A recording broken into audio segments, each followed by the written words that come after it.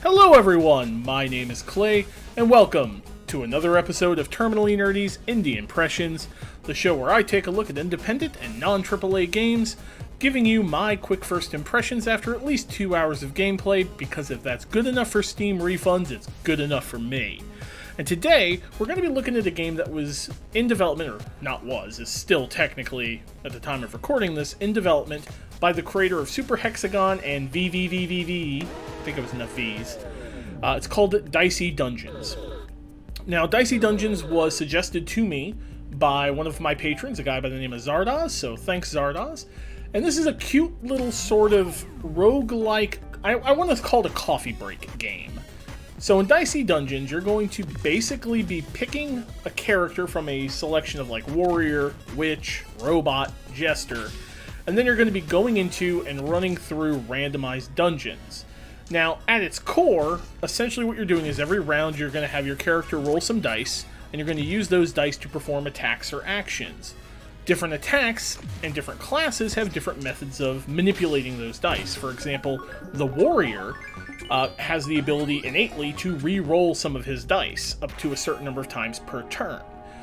Whereas, say, the robot, you actually generate your dice using this calculate command, and you can actually generate too much and then completely turn off all your attacks. Kind of a risk versus reward sort of scenario.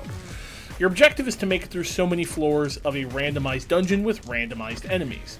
Along the way, you'll find healing nodes, upgrade nodes, treasure chests with new equipment, and you can level up as well, which gives you either more dice to roll every turn, or upgrades to your inherent abilities. Like when the robot first leveled up, when I was testing him out, I got actually more on my calculate, so I could roll more dice or try to get a higher number without basically overstepping it.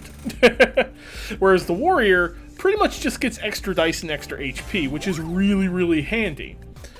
The game doesn't have a lot of story to it. While each character has a certain number of kind of episodes, and those episodes can modify the rules, really what you're doing here is you're just running through dungeons, killing enemies, and trying out different combinations of equipment and pure luck. It's a very RNG-heavy game. Some of your attacks, for example, may only work with odd-numbered dice, and if you don't roll any odd-numbered dice, you're kind of screwed and you can't use them. Thankfully, there's enough ways to manipulate the dice that you can kind of get around that. It is not a finished game either, although the version I'm playing for this video is the last version before the public release, and I don't know when that's coming, so by the time you guys see this, the public release may be out, and the last couple of episodes are finished for every character. By and large, the game is pretty much complete at this point. You can play almost every character, you can play most of the stories for each one. You're pretty much gold here.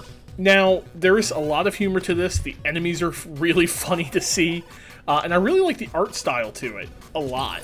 Music and sound are pretty basic, nothing to write home about. The music's solid, but it doesn't really get me excited. I don't want to like put it on my MP3 player and listen to it like I would for some of these other games I've looked at. But it's an enjoyable game. This is not something you would play for long periods of time, though. This is what I like to refer to as a coffee break game. You pop it in, you play for like 20 minutes, you're golden. If you want a quick, short play session, just something to kind of zone out and have some fun, this is the kind of game you want to do. Right now it's available on itch, and I believe it's going to be available on Steam, and if you buy it on itch, you will get a Steam key when the Steam's released. So I picked it up on itch for like $10, and I think the minimum price was like $7, I think. Itch has like a weird payment system, so if you're looking at this and you're looking at the footage, you're going, that seems like a fun time, pick it up. It's enjoyable. It's not, like I said, gonna like wow you or keep you gripped on playing for hours and hours, but it's fun when you're bored and you're just like, I just want to play something for like 20 minutes, or I'm getting ready for work, let me just pop a round of Dicey Dungeon to amuse myself before I have to get ready for work. Alright, now, based on a vote that I'm taking on Twitter at the time of this recording, it looks like my next Indie Impressions episode is going to be on Dead Cells, which I've never played, obviously. I'm aware of what it is, and I'm terrified of it because I'm bad at hard games, but it is a game I'm interested in, so... oh boy, that's going to be something. As always, if you like what I'm doing, feel free to hit the like button. If you don't like what I'm doing, feel free to hit the dislike button. Leave a comment telling me something, positive, negative. Tell me about your day. I'm curious how you've been doing out there watching these.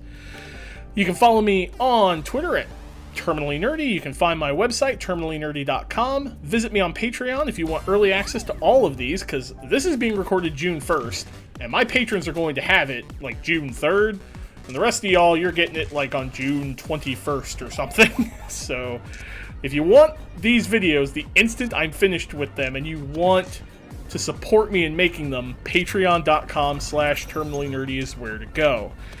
You can also follow me on Twitch for my Twitch playthroughs of games, twitch.tv/terminallynerdy. Right now it's Vampire the Masquerade, and my Twitch subscribers and my $5 patrons are the ones who get to help me decide what I stream. So if you're interested in that, go check that out.